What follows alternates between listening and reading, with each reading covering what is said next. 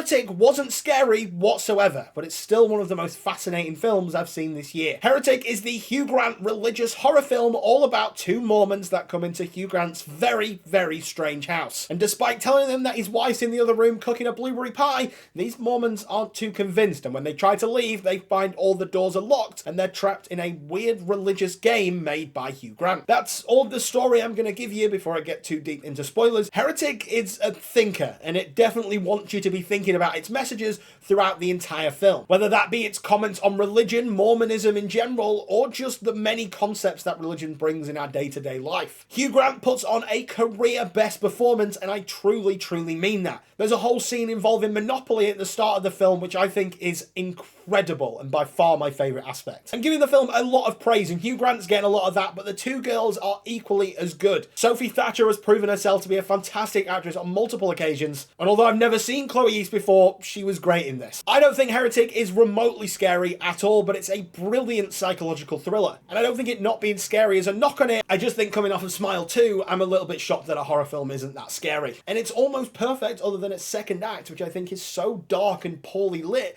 that it's actually a bit of a letdown. Considering how much of the film takes place in that second act location, I think it's a bit disappointing that it doesn't look even remotely cool. Overall, I think Heretic is yet another must-watch horror film and another banger in the A24 library. I'm giving Heretic 4.5 out of 5, and you should definitely go and watch it if you haven't already.